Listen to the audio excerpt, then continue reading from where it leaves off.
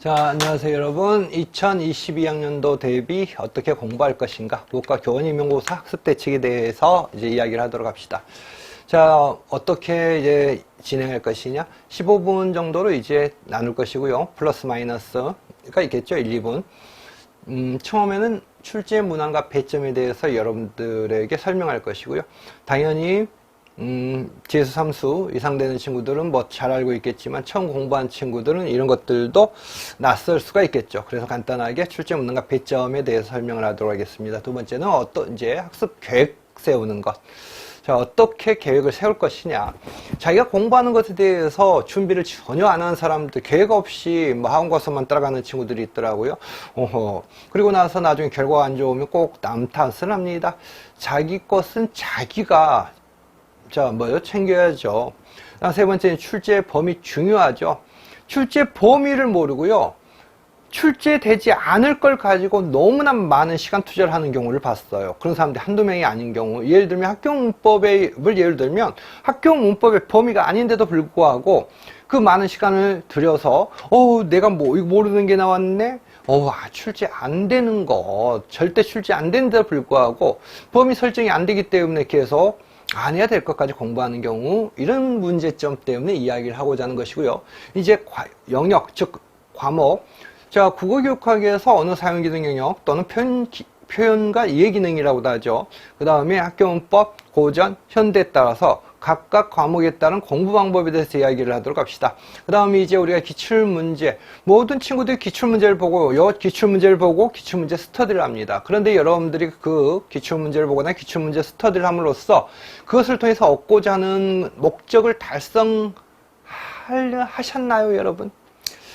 자, 그 기출문제에서 얻을 수 있는 거 되게 많거든요. 그런데도 불구하고 형식적인 스터디를 하지 않았나, 이렇게 한번 생각해 보시기 바랍니다. 자, 저는 기출문제를 통해서 얻을 수 있는 걸 100으로 잡고, 보통 저는 50% 정도나 달성하지 않았을까, 저는 그렇게 바라봅니다. 그래서 기출문제를 통해서 무엇을 읽을 것인가, 이것도 우리가 다루도록 하죠. 우리 국어교육과의 문제 참 매력적인데요. 국어교육은요, 문제는 사범대를 들어갔는데 졸업할 때까지 국어교육에 대해서 뭔가 제대로 정립이 되지 않은 상태에서 졸업하는 사람들이 생각보다 많습니다. 다행히 곳곳에 여러 대학에 괜찮은 매력적인 선생님들이 계셔서 현대시 교육 문법, 소설 교육, 현대 소설 교육, 그 다음에 학교 문법 교육, 이런 게 이루어지는데, 문제는 전국에 있는 사범대가 다 이렇게 제대로 국어 교육의 교수 학습이 이루어지지 않죠. 그건 여러분도 알고 저도 알고 누구나 다 합니다. 제가 학교에서 나온 지, 그러니까 이제 학교 수업을 그만둔 지가 한 3, 4년 됐는데, 3, 4년 만에 저는 제가 있었던 학교를 예를 들더라도 바뀌어지지 않았을 것이라고 봅니다. 그렇다 보니까 현대시 교육론을 수업을 딱 들어갔는데 현대시론 수업하고 있고, 그 다음에 고전시가 교육론인데 들어가 보면 고전시가론이에요. 이게 교육이 어디 갔냐.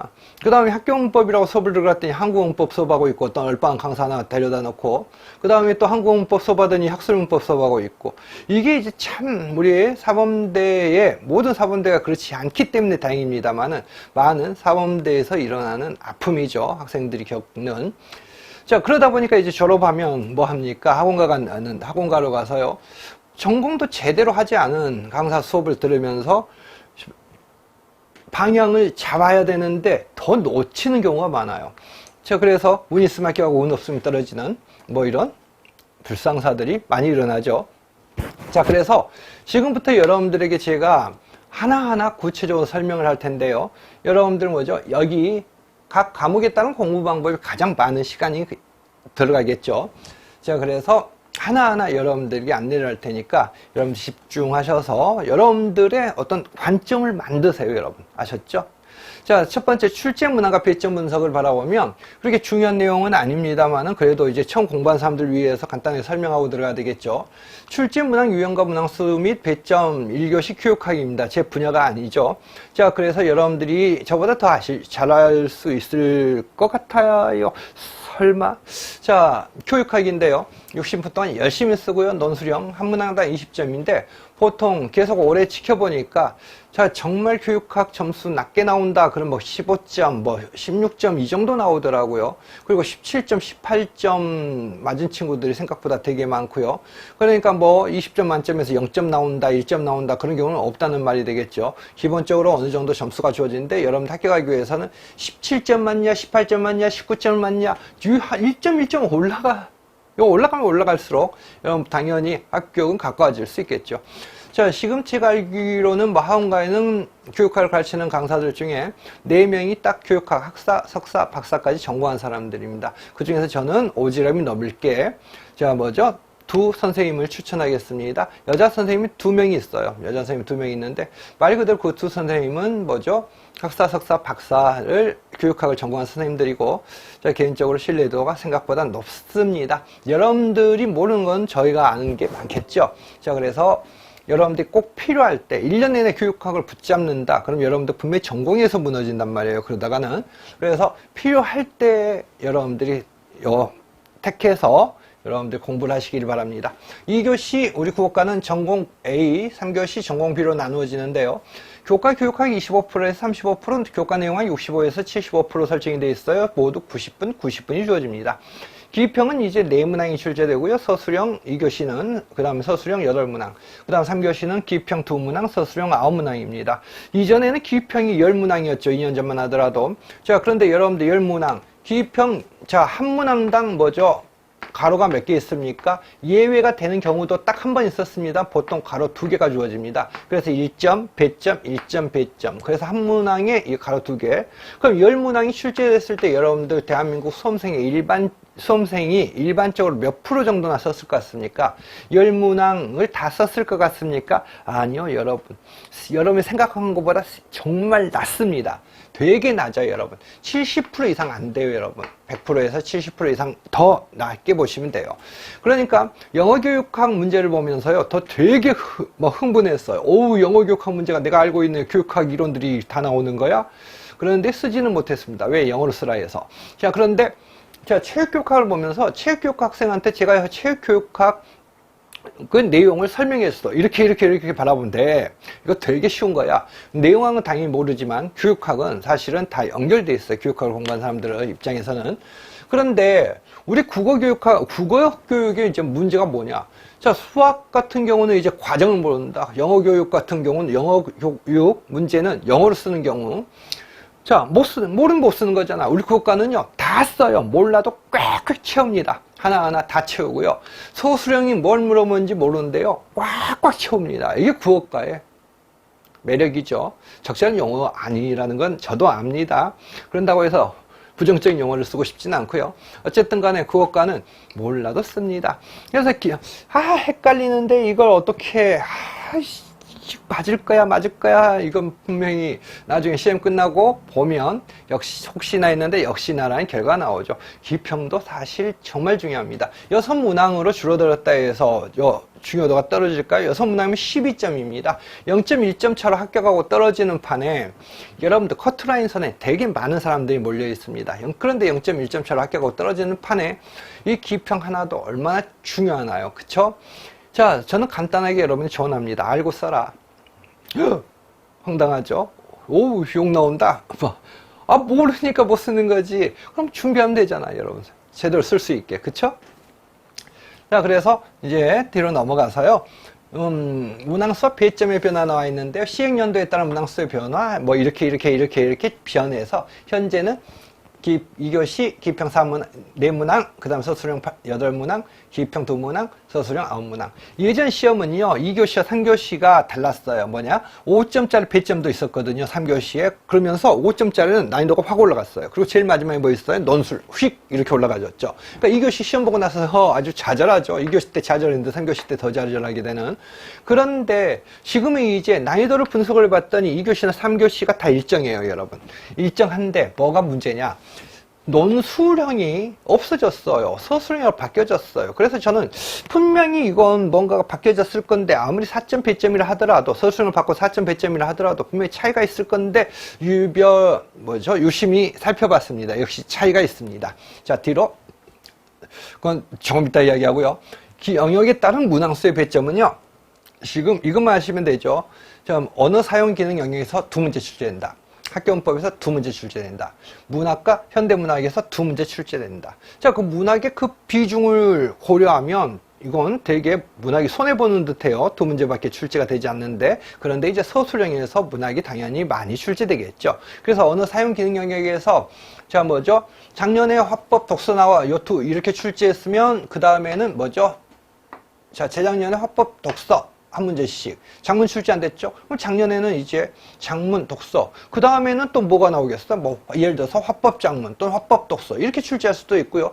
뭐 이런 식으로 출제가 이루어질 수 있겠죠. 그러니까 그런 것에도 얽매이지 마시고 언어 사용 기능 영역 2문제, 학교문법 2문제, 고전문학, 현대문학 2문제 이렇게 이제 알아두시면 되고요.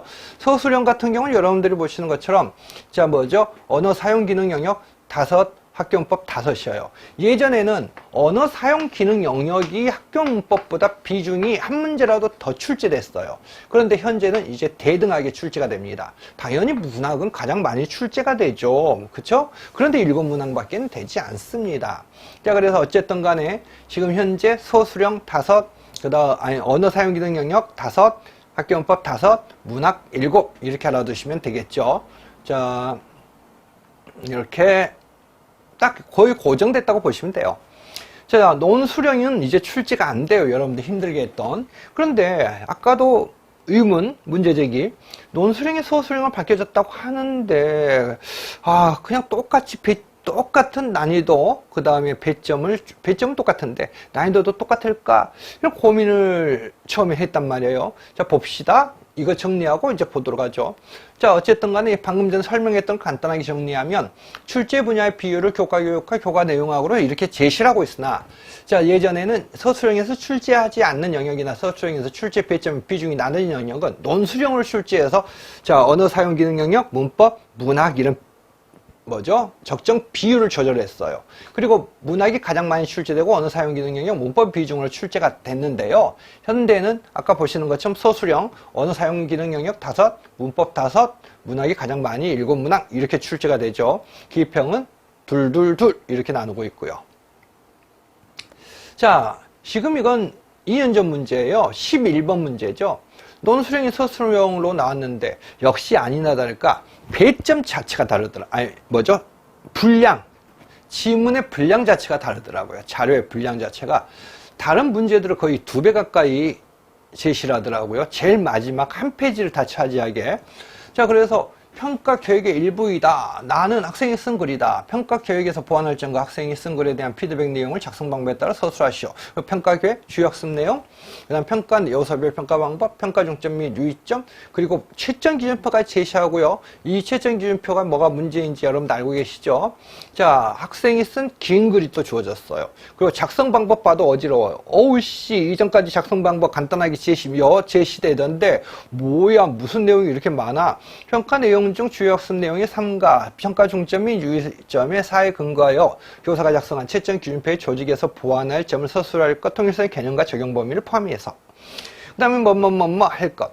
자, 작성 방법만 봐도 사실은 어렵진 않은데 좀 워낙 내용이 많다 보니까 자료도 많고 내용도 많다 보니까 쉽지 않다는 생각이 들 거예요. 이전 문제하고 다르다. 그 다음 이건 이제 뭐죠? 작년 문제죠.